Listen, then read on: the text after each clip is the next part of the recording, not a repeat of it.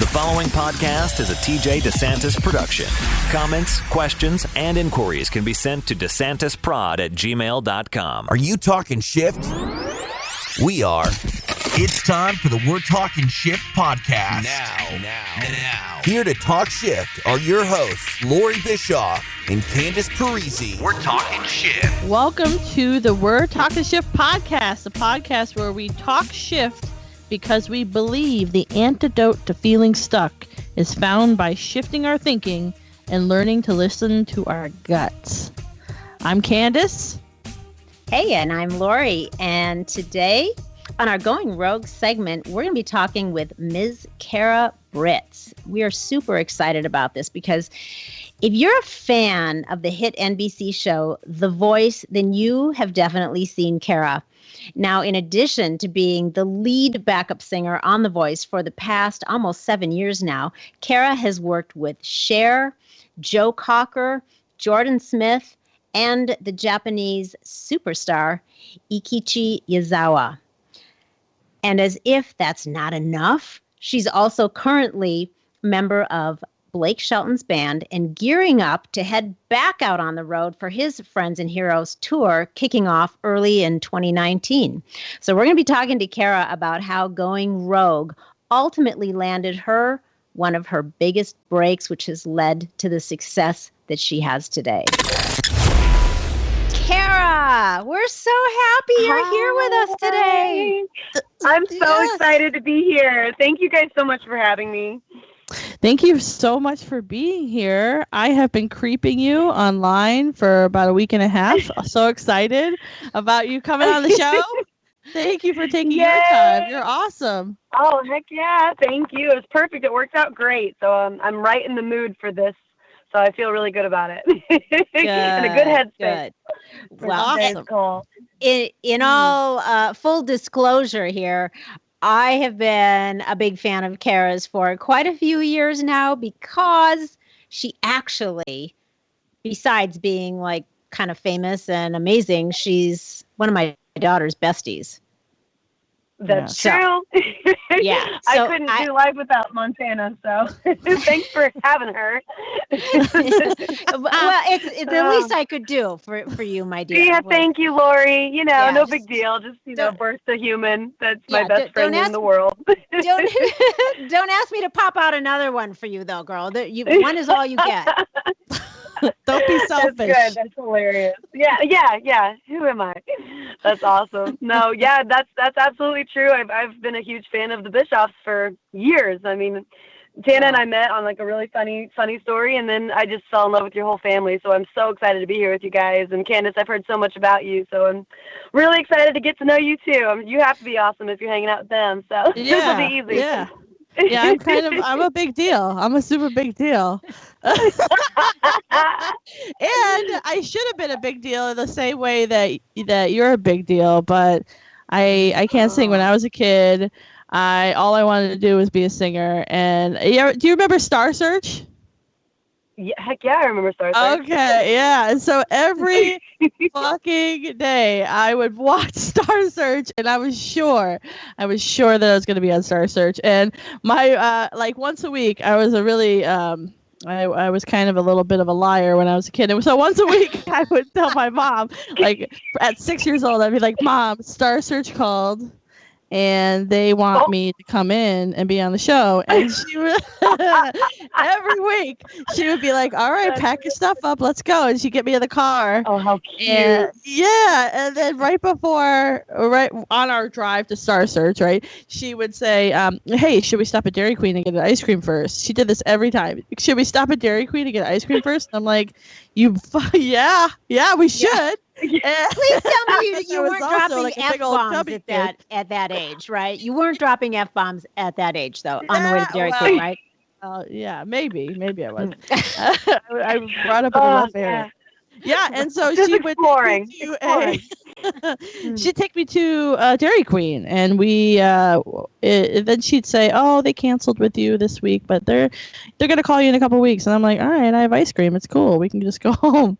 But yeah, that is amazing. Extent of my career. Mom better be ready to be like, "All right, let's go. Here she goes again." Yeah, here she goes. That's so cute. I love that. Yeah, but you have Go, such Mama. a extraordinary story and such an incredible voice, and it's so Aw, there's so thank you. much soul behind it. As if you're 80, you know, I don't know. There's something really magical about your voice. Just in case you didn't know. Thank you. Oh, I know. Yeah. I appreciate that. As a background singer, it's nice. Yeah, you know, we're taught to blend. So I really appreciate that. So Yeah. thank you. Yeah, it's been fun. I mean, I fell into the background world, kind of crazy, and I've just really have gotten.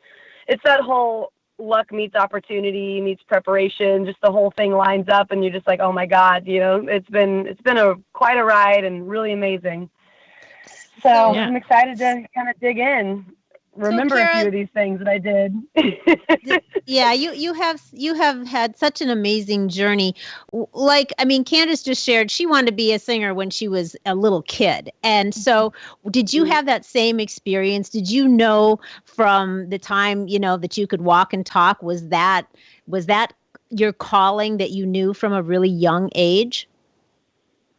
You know, yeah, my mom was a Christian singer, beautiful singer, still is, and played piano and grew up in the church, and my granddad was a Baptist minister, and so we were kind of always around the church, and my dad's a huge fan of music, and he can sing. He'll tell you he can't, but he can absolutely carry a tune, and he's an amazing poet, so he does a lot of, like, songwriting, you know, he's able to do that kind of thing. And so my brother and sister and I, we just, you know, childcare was just hanging with mom and dad. You know, we didn't have a lot of money, so if they had to be at church, we had to be at church. And so you were kind of always around choir practice and, you know, pageants and the whole like Christmas stuff, and, you know, putting together all these different performances. And so really it was just kind of all I knew. And after a while I realized it was like the only thing I was good at. Like, I was like, well, clearly I'm not going to be playing sports. That we've discovered that. Cool. Clearly, you know, I mean, like, just clumsy and kind of out there. And I wasn't really like focused in school, and, you know, I didn't have like big aspirations to become like a scientist or anything crazy. I just really found my happy place playing music. So yeah, I think at the very early age, it was just kind of instilled in my whole being. And, you know, I whistled before I could talk. And I've always been a singer. You know, I don't really know. I've never known myself not a singer, I guess is the best way to put it.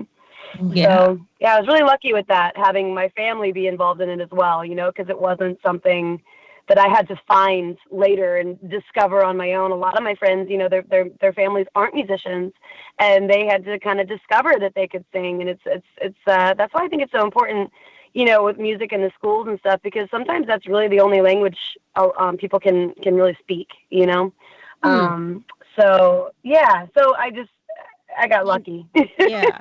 That's So, an interesting, this is I love that point though that you just made is, I think you were referring to just music, right? Saying that that's the language sometimes that people, that's the only language they can speak. yeah. That's pretty deep. Yeah. I mean, it's definitely, you know, the music therapy and all these different extensions of music that have come up just to kind of help people get through things. And, you know, just like I was saying to you, I think a couple of weeks ago, Loree, another fun fact, Loree is my life coach and basically kept my soul on track for a while there. It was a slippery slope for a few years, but we'll get to that. Okay. But I remember saying to you, you know, it's one of those things with music, it's a therapy for people, even in the darkest of times. There's probably a song or two or just some sort of music that you can listen to that just at least for a second centers you and helps you remember, okay, it's not that big. This is not that big of a problem. If we can get through this, you know, like we can get through anything, just like, you know, buck up and get ready to get through it. You know, there's just always been a connection with music as far as keeping my sanity. So yeah, I think it's important for people, and I think a lot of people kind of ignore it when we get going too quickly.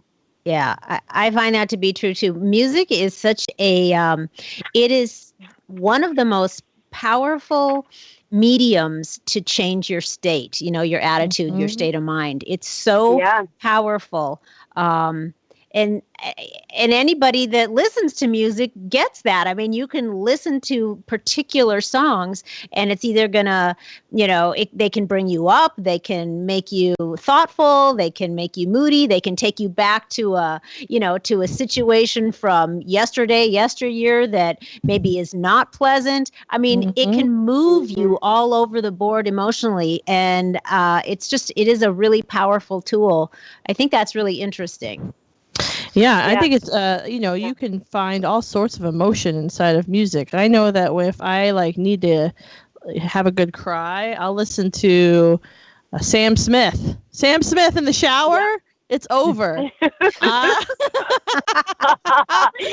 is it better in the shower? It's like I can cry all over myself, let it wash away. It's like a revival in there. Nobody sees I love it. Just me and Sam. I love it. That's so funny. Sam Smith in the shower. That sounds like a good record title. Album title. It does. That's a song right there. So funny. Take him in the shower with me. Yeah, that's so funny. Yeah, but it's true. It's true. It's a good way to kind of let go of some stuff, And so I'm really lucky that that's also my profession. So while, there's some days where you're just like, oh my God, like the idea of having to go sing right now, because we carry our emotion in our throats. And it's like, there's some days when you're just broken, and you're like, I have to go to work and sing about breakups and love songs and, and it's just like you feel like your whole world's falling apart. But those are only a few days. Most days, it's literally the greatest career ever, in my opinion, because it's just like, wow, no matter what, when I just start singing, all the other bullshit just goes away. Like even the work stuff, like even the stuff at work that's driving you crazy. It's like everything finally just evaporates as soon as you start singing, because it is therapeutic, and it's, this vibration and this whole thing with your vocal cords. I mean, it really is powerful. It's like when I was little, I'd fall asleep on my dad's chest, or maybe I'd fall asleep in my car seat or something, and he would pick me up and take me into the house. And I used to I still remember to this day waking up and hearing his low voice and just that vibration of me up against his chest. And it was the most soothing thing I could ever think of. And even still, when I think back on that memory, I get goosebumps, because it's just that was my person. And I could just I would fall right back asleep. If I'd wake up and hear him kind of talking to my mom or whatever, then I would just lull back in. And it's just, still one of my favorite things to think about. It's really powerful. So vibrations. Yeah. Yeah. You just said something a minute ago that made me put something together that I didn't really put together in the way you said it before. When you said we carry our emotions in our throat, is that what you said? In our voice? In our throat? Yeah. Right. And that makes so much sense to me now, because less now as an adult, but definitely all of my life, anytime I would feel any kind of a sad, a sad emotion or a scared emotion, my throat would literally close up and words would not come out. I couldn't make a sound. And I thought it was I attributed it to, I don't even know if I attributed it to anything. I just couldn't do it. And I thought it was just, I couldn't hardly breathe then. And it just is making me think now, because my emotional state just actually caused the physical state of my throat closing up. That's really fascinating. Isn't that crazy? Yeah, it's really crazy. You cry or you laugh or you get scared, and the first thing that I clench is, you get a lump in your throat. You tense up, and your throat immediately goes back. You're almost trying to protect it. It is really crazy. It's nuts, but it's where we carry it all. But yeah, so, kind of random. That's your what chakra is that? If you're doing a chakra thing, that's like the fourth, fifth chakra. The fifth. Is the it chakra? Blue. It's where you hold your will. That's spiritual crap, but it's spiritual crap. Yeah, it's where you're supposed to hold your emotions. Yeah, like you're saying. So that's awesome. Cool. Yeah. Okay. Huh. Interesting. So, okay. You have such an amazing story. I want to ask you, since our guest of the day is always our going rogue segment. So I have a question. We have a question for you. Okay. Which is basically, tell us about a time, if you will, where you totally went rogue. So, you stepped out of line, you did something completely unexpected, you did something in such a way that it ended up really changing the entire course of your life. Has that been your experience ever? Yeah. Most of my best experiences actually have been that. Nice. I guess the first time that happened to me was in high school. I knew I wanted to be a musician. My brother had moved to Los Angeles. He's an incredible musician. He's in that band Bush. He's the bass player for the rock band Bush. And he had already moved to California with one of our good friends, Justin, and they were doing music. Then my sister moved out to California, and she was doing modeling. And then I was a senior in high school, and I had fallen in love with a boy. And we had dated off and on throughout middle school and high school, and I was starting to feel like I was supposed to go to a Southern college for music. And so I was kind of looking into Belmont in Nashville. Our hometown had a conservatory there called Shenandoah. And then I was looking at a couple places in North Carolina, all girls schools, and just be going for music therapy. And my dad got really nervous. He traveled a lot for business. And so he actually emailed me right before I had to make my decision of whether I was going to enroll in college or decide to move to either Nashville or Los Angeles to do music. And I was really leaning towards going to North Carolina because, surprise, surprise, teenage 18-year-old me, I was subconsciously probably wanting to follow my boyfriend at the time, who was going to, who had already signed on to go to South Carolina, to go to USC. Aha. The boy. So my dad, yeah, the boy. And me, in my mind, I can negotiate anything. Like, I am so my father's daughter. Like, I love to argue a point. And so in my mind, I had already told myself, well, this isn't for him. This is a great school. You find everything positive about this school in North Carolina, and it becomes the greatest, most genius idea you've ever had. Yep. So my dad, much smarter than I, called my bluff. And he emailed me a list of questions, and he said, you and I are having a meeting in the living room on Monday evening when I get home at 7:00. I need you to meet me there, and you need to have answered all of these questions. Wow. And I was like, very business-like, Dad. So business, because he was like, listen, let's get your life together here. Like, and so he went into business Bill mode, as he should have. And so, I listened, and that's kind of the way I respond to things. When it feels more official, I take it a little bit more seriously. So I did the whole thing, and I showed up to the living room, and that night he talked me out of going to North Carolina. He talked me out of going to college in general, and he talked me into moving to Los Angeles. And here's all the reasons why this is going to be a good idea. And we really, really thought it through. And much to everybody else's surprise, like everybody else in our extended family, basically everybody else in the high school, I basically stopped everything and moved all the way across the country 2 weeks after I graduated. And the backup plan was just get out there, see how it goes, start going to as many auditions as you can, really get yourself out there, network. And if you are bored or you feel like you don't know what you're doing, we'll put you in Musicians Institute in October. So get out there early, get a jump start, spend your summer there, and just get going, and it was the best advice I could have ever gotten. And it was a huge decision because I was very much in love. Oh, he's like superhuman. And my mom, it was amazing. And I talk about my dad a lot because he kind of did the whole like official set down, but my mom was very much involved in that decision and very much involved in like trying to persuade me into the Los Angeles thing. So yeah, it was pretty incredible. And I moved out here and I got a jump start that a lot of other people didn't get, like people that went to college for music and all these things. I got a 4-year jump on them as far as my age, and age is important in this industry. And so being younger and being able to really make some mistakes and trip and get a lot of no's and auditions and figure out who I wanted to work with and who probably was a little snaky and, just like kind of getting all that stuff out of the way. I feel like that was sort of like my my like hard knocks college, you know?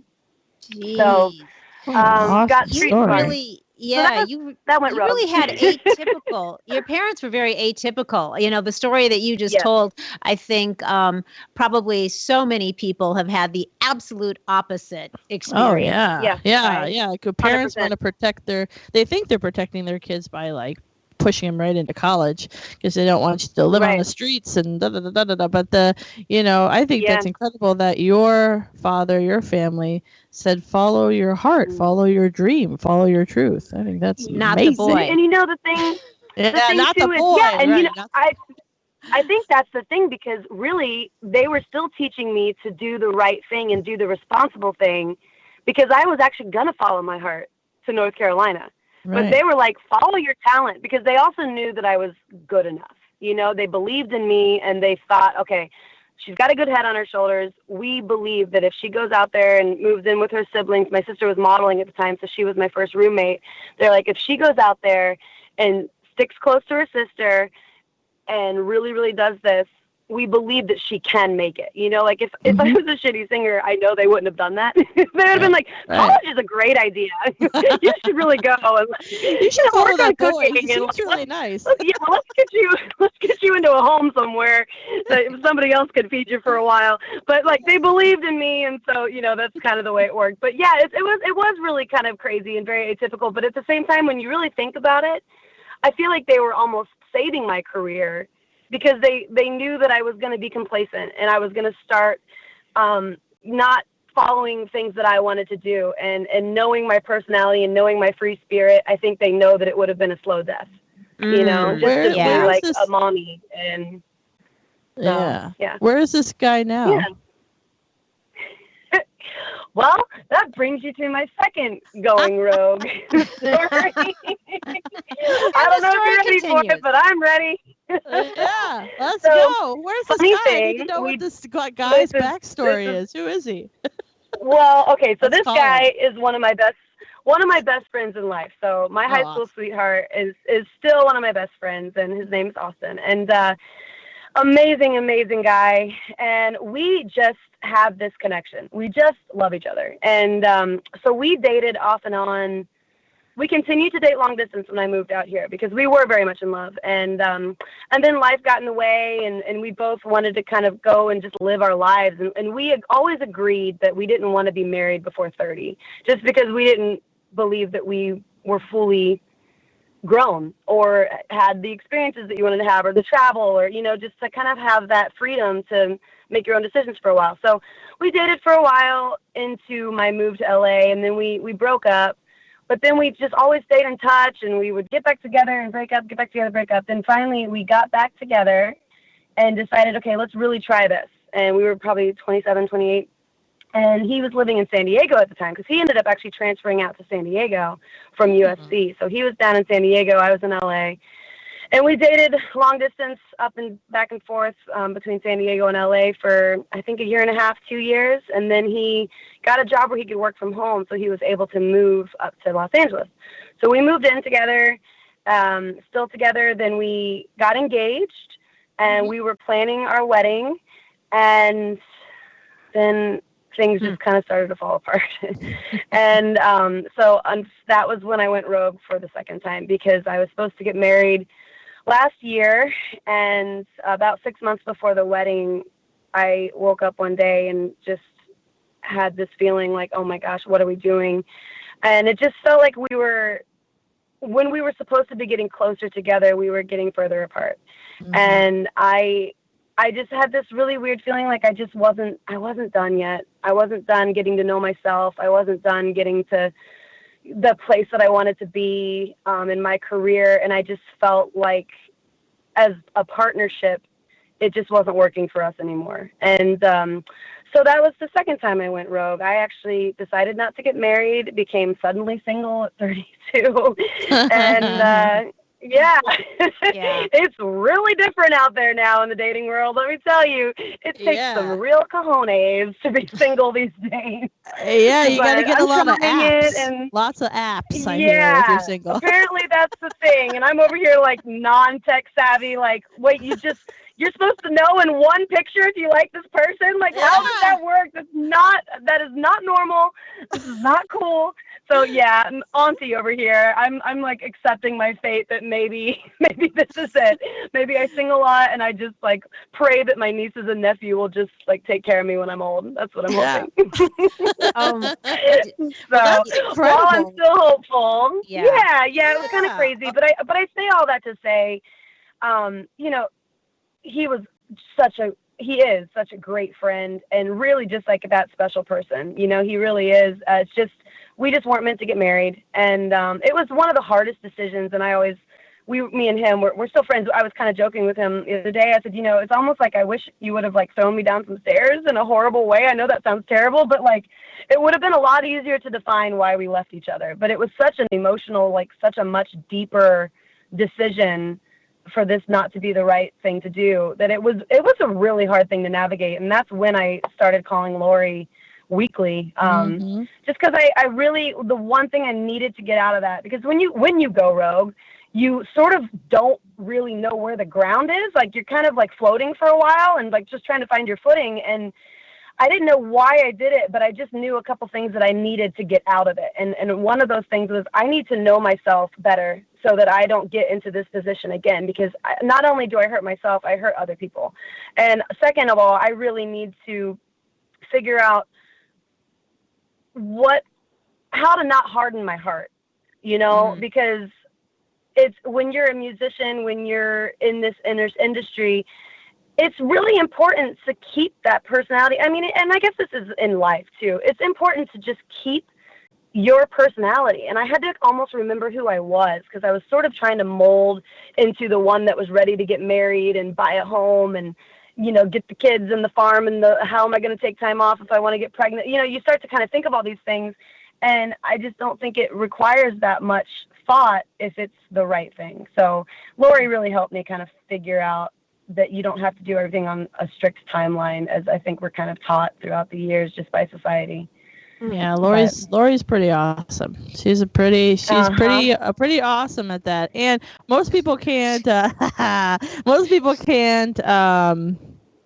make really hard decisions. I have clients every day that, and I'm sure you do too, Loree, that come up to decisions where it's like, what does your heart tell you? Or what would you tell your daughter to do? And they're like, I would tell my daughter to leave, or my heart tells me this. And they say, I'm not going to do that though, because I don't trust myself, or I don't trust my gut. Or what if I'm alone forever and I have 10 cats or what, you know, like all of these different things. There's so many what ifs that we don't live our lives sometimes. Settle. Yes. Yeah. I agree. And I think people are just so quick to settle and be like, well, you know, this is just what's supposed to happen. So here we are. And then I just watch them get depressed, dude. It's like, you know, you see a lot of, like, unfortunately, I know a lot of friends that got married young and they're already divorced and maybe they have kids together. And it's just, there's nothing wrong with that, by the way. Like, I'm very open to, like, if the person that I'm supposed to be with has kids and the whole thing, like that, I don't mind. I feel like life kind of worked itself out accordingly for a reason, you know, like everything sort of shakes itself out the way it's supposed to. But I know I would be a very open and nurturing stepmother, you know. I could play that role. But I have a hard time with my friends trying to date, trying to deal with their exes. Maybe their exes moved on, or they're trying to move on, but they, you know, and then when do we get the kids involved? And it's just like, I watch all that and I do feel like, man, that makes me so grateful for having the guts to not settle. Yeah, and just, exactly. You know, you get one lap in life. And you don't have to do what everybody else does. And it's crazy when you just do what you feel in your heart you're supposed to do. It's crazy how things fall into place. It always works out. Exactly. Hallelujah. It's crazy. Exactly. It really is. It gives you chills thinking about it. And that, you know, that really was a big rogue move for you, Carol, because it's not like you guys just talked about getting married. I mean, you know, you had been together on and off for your entire adult life. I mean, since you were in school, and then the wedding. Yeah, we got together in 8th grade. Yeah. So your whole life, for the most part, and then wedding plans were made. I mean, dates were set, invitations were ready. So you really, a lot of people may experience the thoughts and the feelings that you had come up, and they feel like, oh, I can't back out now. That train's already left the station, and they feel so afraid to undo everything. They don't have the courage. They're afraid. That took a lot of bravery on your part to really just dismantle that whole thing. So I think that's an important point to make, because that was a rogue move. Most people just keep going. They just keep marching ahead, even though their gut, their intuition is telling them, you might want to slow this thing down. Yeah. It's crazy. I had a moment in my car, and I'm very Christian, and I had this moment in my car. I was driving around. I had just gotten back from tour, and this is the day that I realized things weren't okay. I had just gotten back from tour. I couldn't figure out what I wanted to eat. That's like, for me, that's devastating. Like, literally, like, my love language is food. If you can tell me what I'm hungry for, I am putty in your hands. So I was driving aimlessly around, and I was kind of trying to waste time because Austin was coming home from work, and I was driving around aimlessly trying to just get a snack, and I'm wasting 45 minutes just getting hungrier and hungrier. Finally just pull over, and I've got music playing random on my iTunes. My Apple Music was up, and it's just playing out of like 10,000 songs or something crazy. It's just playing random stuff. And this song comes on, and it was one of those Hillsong songs. And I was like, oh, I could use some Jesus right now. So I pull over, and I just kind of want to listen to the song. And I freaking suddenly had this emotional breakdown. And I mean, you guys, so I'm listening to the song, and it's one of those kind of new contemporary Christian songs. So it's kind of nice, and it's going through. And then suddenly halfway through the song, they go into this nothing but the blood of Jesus, and it comes in halfway through. And the lyrics are, what can wash away my sins? Nothing but the blood of Jesus. What can make me new again? Nothing but the blood of Jesus. So I'm sitting there, and I'm just literally pouring tears awkwardly, parked outside of my house, because I've done laps now, parked outside of my house. Austin gets home from work, and he comes in and taps on my window, and he's like, hey, you okay? I'm like, clearly having a moment, sorry, but I'll be in a second. So I'm sitting there what are you doing, crazy? You're sitting on the street, parked in front of your home, your fiance's home in the house, and you're sitting in your car bawling, and I was like, this needs to be addressed. So I'm sitting there, and I really do feel like in that moment, it was almost like God, or whatever we all believe in, for me, it's very much Jesus. It was almost like he was saying in that moment, if you just kind of stick with me and trust what's happening around you, I promise you, I will blow your mind. I will blow your mind with the opportunities and the things that you can do in your life if you just don't settle. Just stick to it and go with your gut. And I mean, after that day, it was such a moment for me. And I have just had that on repeat, literally for the last year and a half since this all happened. And it was kind of crazy. Wow. But I think if we're listening, you can really hear stuff like that, Right. I was I just got goosebumps. That was powerful. That was powerful. I mean, because literally, you listened to the voice that was, that was talking to you, your inner voice, which for you is, your higher power. For you, it's God or Jesus, awesome. But whoever that is for anyone, it's that inner voice that you connect to, and you heeded the call. And I think, again, that takes a lot of trust and faith, and like we said before, bravery and courage. Sure. Yeah. You're a badass. You're a badass. Oh, thank you. Yeah. I try to be. I can definitely relate to the eating thing you were talking about earlier. I'm into eating. Girl, I just came back from Europe for a month, and I just ate everything there. I only went there to eat. Greatest. Yeah. Yeah. Amen. Constantly that's my kind of woman. Yeah. Yeah. I pretty much eat everything. I'm like a walking garbage disposal. Yeah. I love all food. I will finish your food for you, especially when we're in rehearsals. I am on a scavenger hunt constantly at The Voice. I'm like, okay, guys, like one of the contestants, poor thing, they probably don't get to eat much. We were all hanging out in the studio trying to rehearse, and a couple of the contestants got food delivered, and I came out to take a little break, and I was like, you gonna finish those egg rolls? What you got there? This poor guy like finally had his food, and I'm like, any chance you got an extra? He was so sweet. Thank you, Dave Finley, for giving me your egg roll. Yeah, it was pretty funny. Is there a food you won't eat? Is there like something that's disgusting to you? Mushrooms. Really? I'm the weirdest person. I can't stand mushrooms, and I hate it. I've tried them in so many different capacities. Like even However, raw? I love truffle. Oh. Mm. Wow. I can't do it, but I love truffle. I don't know, y'all. It's weird, but that's the one thing I can't really mess with. I'm like, yeah, I feel that way about tomatoes. I think that tomatoes are just the most disgusting thing on earth. It's so funny. Isn't it so random? It's well-known fact that gross. Candace hates tomatoes. She It's makes well-known. sure that People know. she always makes sure that everybody knows that. I find it interesting that tomato sauce is okay, All right, but so here not we go. the Here we things go. that make the sauce. Here we go. Let's not get started. So funny. Tomatoes are not good for you. They are not. They shouldn't be a thing. Oh God. You talked about lying. Though I'll go to a restaurant and be like, "Hi guys, I'm allergic to mushrooms." I'll just straight up lie, just to make sure they don't put them in there. I feel kind of bad, but just kind of. So sorry. I'm allergic to mushrooms. So. But not bad enough to stop lying. No. I say it with a smile. They're probably on to me, but I love tomatoes and I love mushrooms. Ugh, yeah, gross. You're gross. Show off. I'm sitting here trying to think of a food that I really hate that much, and I honestly can't think of anything right now. Nothing is coming to mind.